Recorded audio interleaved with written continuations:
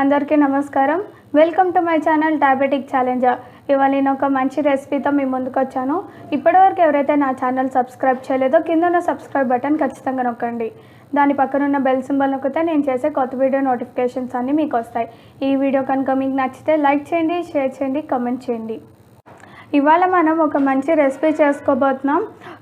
సిక్గా ఉన్నప్పుడు, ఇంకా ఓపిక లేనప్పుడు, ఇంట్లో కూరగాయలు లేనప్పుడు, అలాంటప్పుడు ఇన్స్టెంట్గా ఇది తీసుకొని తినేయచ్చు. అదేంటనుకుంటున్నారా? ఇవాళ మనం కాకరకాయ కరివేపాకు కారపొడి చేసుకోబోతున్నాం. అందరూ నార్మల్గా కారపొడి తినుంటారు. ఈ రకం కారపొడి మీరు ఎవరు తినుంటారు. సో మీరు తప్పకుండా ట్రై చేయాల్సిన రెసిపీ, చాలా బాగుంటుంది. సో మనం ఇవాళ కాకరకాయ కరివేపాకు ఈ రెండు మన మెయిన్ ఇంగ్రీడియంట్. ఇది చాలా హెల్దీ, ఇంకా టేస్టీ కూడా. ఇంకా డయాబెటిక్ వారికి చెప్పక్కర్లేదు. కాకరకాయ అన్నది చాలా హెల్తీ ఆప్షన్ డయాబెటిక్ వారికి. ఈ కాకరకాయలో ఇన్సులిన్ లాంటి కాంపౌండ్, పాలీపెప్టైడ్ అన్న ఇన్సులిన్ లాంటి కాంపౌండ్ ఉంటుంది. అది షుగర్ని తగ్గించడానికి హెల్ప్ చేస్తుంది. సో డయాబెటిక్ వారు కాకరకాయ తీసుకుంటూనే ఉంటారు. ఇది మీ అందరికీ తెలిసే ఉంటుంది. మన బాడీలో ఉన్న షుగర్స్ని తగ్గించేస్తుంది. ఇంకా కరివేపాకు సంగతితో వస్తే, ఇది చాలామంది తీసి పక్కన పడేస్తూ ఉంటారు. కరివేపాకుని పోపులో వేసుకుంటారు, తీసి పక్కన పెట్టేస్తూ ఉంటారు. కానీ అది తీసుకోవడం వల్ల చాలా మంచిది. ఎందుకంటే అది తీసుకోవడం వల్ల హెయిర్ గ్రోత్ ఉంటుంది, డయాబెటీస్ కంట్రోల్లో ఉంటుంది, ఇంకా స్టమక్ కూడా క్లియర్ అవుతుంది. ఏమైనా ఇన్ఫ్లమేషన్స్ అలాంటివి ఉంటే తగ్గిపోతాయి. ఇంకా కరివేపాకు తీసుకోవడం వల్ల క్యాన్సర్స్ని కూడా దరి చేరనివ్వదు. ఇంకా ఈ కరివేపాకు తీసుకోవడం వల్ల కొలెస్ట్రాల్ అనేది కూడా తగ్గుతుంది. మన హార్ట్ అనేది చాలా హెల్తీగా ఉంటుంది. ఈ రెండు కాంబినేషనే కాకుండా మనం ఇందులో పప్పులు వాడుకుంటున్నాము. సో అవి కూడా రిచ్ ఇన్ ప్రోటీన్. సో ఇంకా మరి మన రెసిపీకి వెళ్ళిపోదాము. ఇది చాలా సింపుల్గా అయిపోతుంది. చేదనేది అసలు ఉండదు. మీరు తప్పకుండా ట్రై చేసి మీరే చూడండి. కరివేపాకు కారపొడి అనుకున్నాం కదా. సో ఇక్కడ నేను ఫస్ట్ 2 కాకరకాయలు తీసుకున్నాను. వాటిని ఇలాగా ఫైన్గా తురిమి పెట్టుకున్నాను. మీరు ఒకవేళ చేదు ఇష్టం లేకపోతే ఇందులో ఉప్పు, పసుపు వేసి మీరు పిండేయచ్చు. నెక్స్ట్ కరివేపాకు. ఈ కరివేపాకు నేను కడిగి ఆరబెట్టుకున్నాను. ఇంకా మనం నెక్స్ట్ ప్రాసెస్ చేసుకుందాము. మన కారపొడికి కావాల్సిన ఇంగ్రీడియంట్స్ కూడా చూసుకుందాము. జీలకర్ర,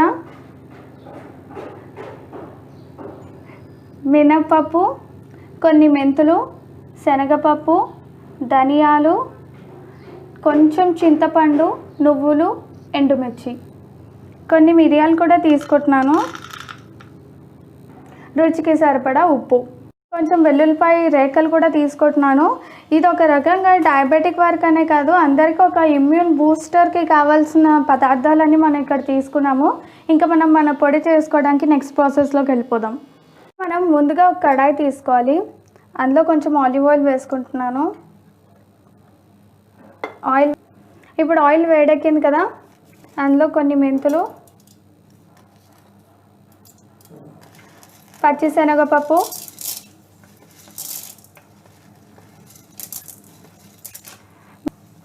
మినప్పప్పు, ఇంకా జీలకర్ర,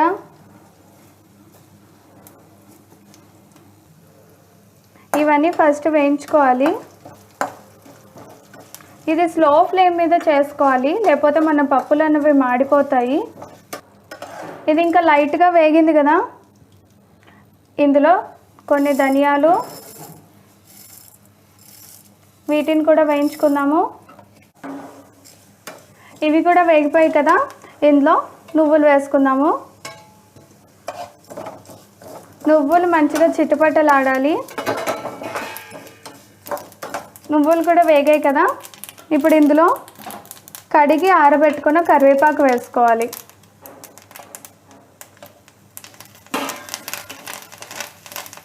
కరివేపాకు కూడా బాగా డ్రైగా రోస్ట్ అయిపోయింది కదా, ఇంకా ఫ్లేమ్ ఆఫ్ చేసేసుకుని ఇవి తీసేసుకుందాం పక్కకి. ఇప్పుడు అవి తీసేసుకున్నాం కదా, మళ్ళీ కడాయి పెట్టుకొని ఇంకొక చెంచా ఆలివ్ ఆయిల్ వేసుకోవాలి. అందులో ఎండుమిర్చి, మనకి కారానికి సరిపడా ఎండుమిర్చి వేసుకోవాలి.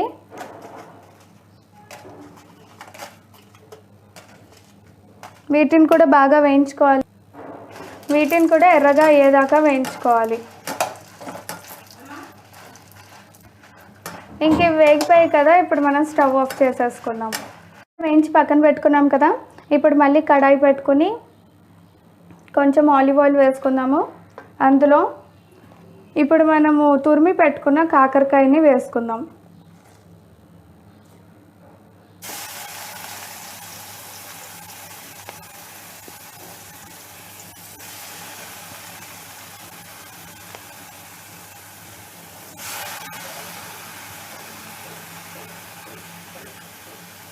దీన్ని స్లో ఫ్లేమ్ మీద వేయించుకుందాము.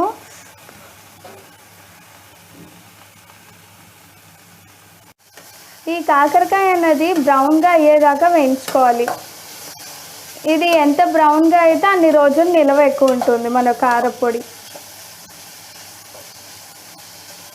ఇలా రావాలి మన కాకరకాయ, ఇంత బ్రౌన్ టెక్స్చర్లో రావాలి. ఇలా రావడానికి నాకు 10 minutes టైం పట్టింది. ఇంకా మనం స్టవ్ ఆఫ్ చేసుకుని మిగతా ప్రాసెస్ చేసేసుకుందాం. ఇంకా నెక్స్ట్ ప్రాసెస్ చేసుకుందాము. ఇక్కడ మిక్సీ జార్ తీసుకున్నాను, అందులో చల్లారిన ఎండుమిర్చి వేసుకుందాం. ఫస్ట్ దాని తర్వాత వేయించిన కరివేపాకు పప్పుల మిశ్రమం వేసుకుందాము. తర్వాత గింజలు తీసిన చింతపండు దాని మీద. కాకరకాయ వేగింది కదా, చల్లారేలోపు ఇది మిక్సీ చేసేసుకుందాం. కోర్స్గా మిక్సీ అయింది కదా, ఇప్పుడు ఇందులో రుచికి సరిపడా ఉప్పు, ఒక చిటికెడు పసుపు వేసుకుందాం. దీన్ని మళ్ళీ ఇంకోసారి మిక్సీ చేసుకుందాము. అయింది కదా, ఇప్పుడు ఇందులో మనం వేయించి పెట్టుకున్న కాకరకాయ వేసుకుందాం. దీన్ని కూడా ఒకసారి మిక్సీ చేసుకుందాము.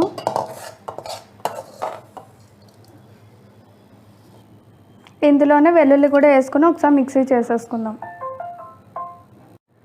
ఇది ఇలా మిక్సీ అయిపోయింది కదా, ఇలా కొంచెం కోర్స్గానే ఉండాలి. ఇప్పుడు మనం దీన్ని ఓ దాంట్లో తీసుకుని సర్వ్ చేసేసుకుందాం.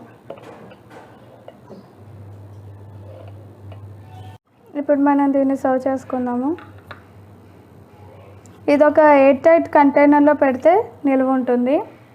కూరలు అలాంటివి లేనప్పుడు ఇలాంటిది వేడివేడి రైస్లో వేసుకొని తింటే చాలా బాగుంటుంది.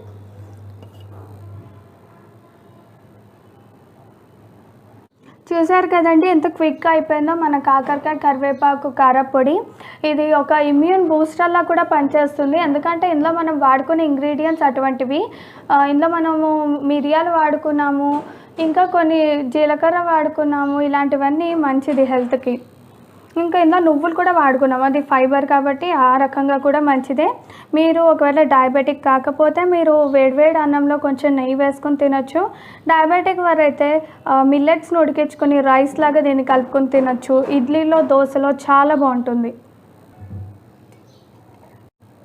ఈ కారపొడిని మాత్రం మీరు ఒక ఎయిర్ టైట్ కంటైనర్లో స్టోర్ చేసుకుంటే మంచిది. ఒకవేళ అలా స్టోర్ చేసుకోకపోతే దీంట్లో ఉన్న ఫ్లేవర్స్ అని పోయి చప్పగా అయిపోతుంది. ఆ ఎయిర్ టైట్ కంటైనర్ మీరు ఓపెన్ చేయగానే గుమగుమలాడే వాసనకి ఆకలి వేస్తుంది కూడా. ఇంకెంతే అండి ఇవాళ రెసిపీ. మీరు కూడా తప్పకుండా ట్రై చేస్తారనుకుంటున్నాను. నేను మళ్ళీ ఒక మంచి వీడియోతో మీ ముందుకు వస్తాను. Until then keep watching. Thank you. Bye bye.